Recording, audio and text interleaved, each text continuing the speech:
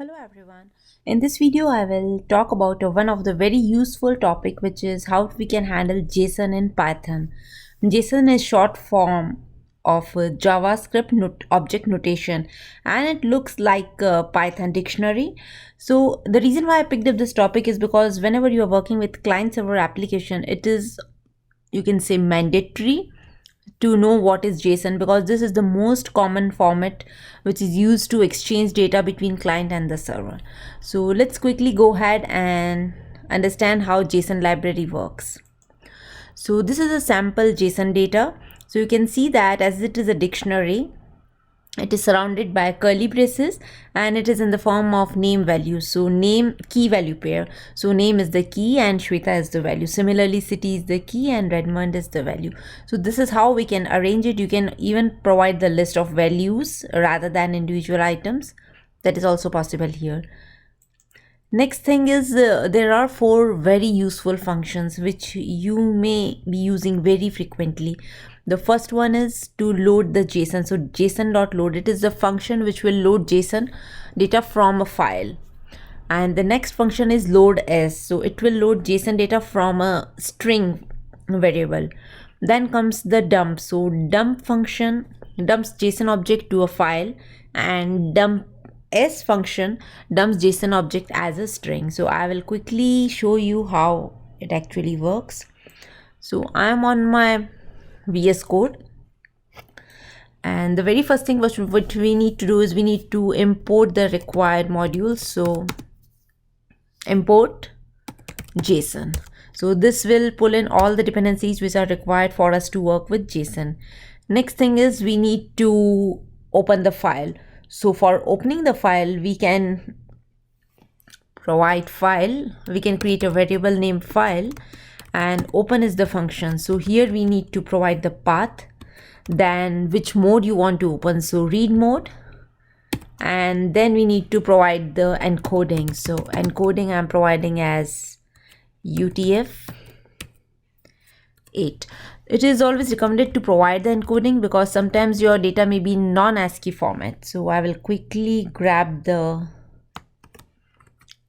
path of my file. So this is the file. So we have opened the file. Next thing is we need to load the data.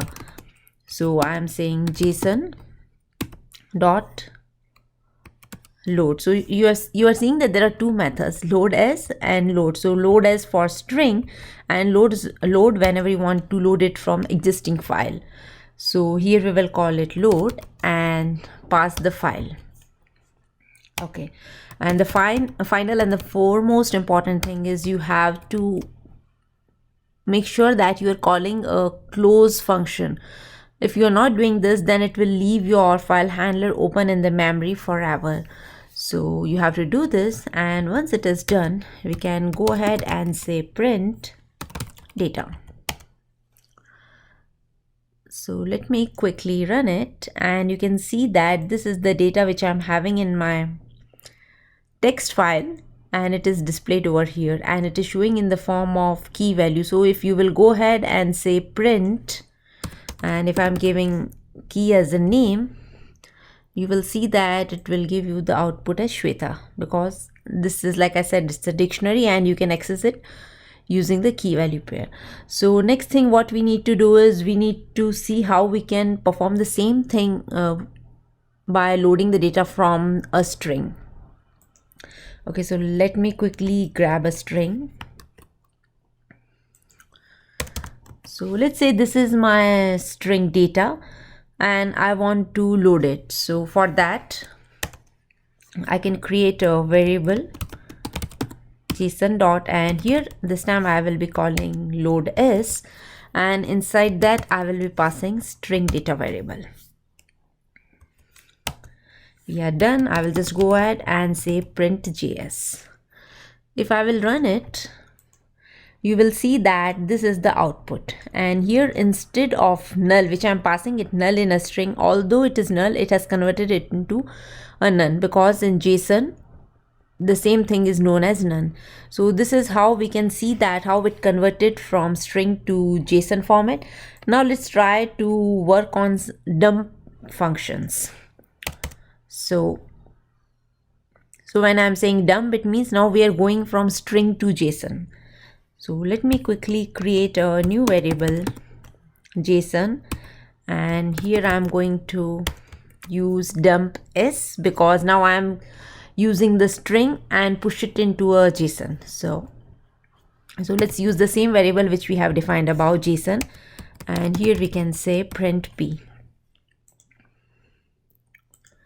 So this time you can see that it has converted back into the null, because in this line what we are saying is take JSON and get me string. So this is what this function is doing.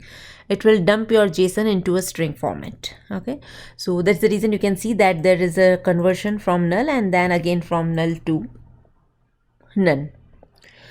Okay, now there is one more thing. If you want to preserve non-ASCII, so in that case you need to call here. So along with dumps, what you can do is you need to say ensure ASCII, and here you can say false.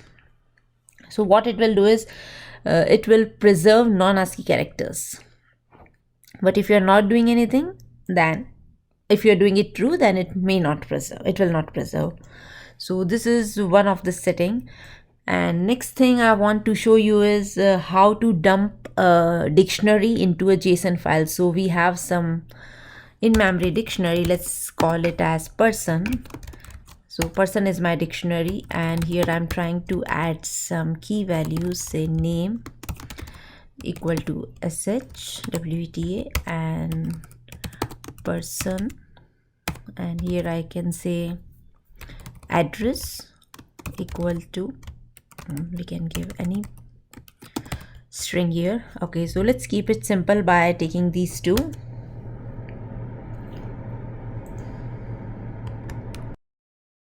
And then I'm creating a variable f which is taking file name as an input. So this is the new file which we are planning to create, and here I provided the file mode as write and encoding is UTF-8. So let's go ahead and say json.dump, and here the first variable will be the object which we want to dump, so person, which is our dictionary, and then we need to supply the file object, and at the end we have to say ensure ASCII is equals to false.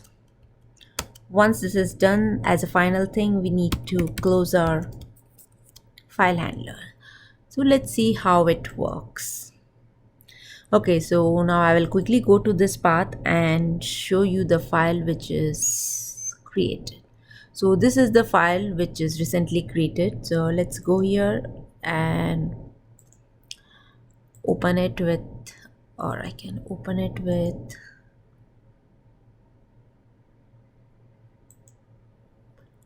Notepad++.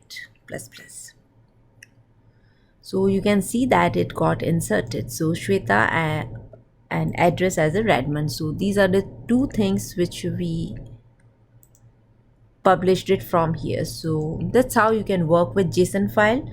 And the only thing which you need to remember is first you have to import the required package, and then you need to make sure that you are closing all the file handlers which you are opening.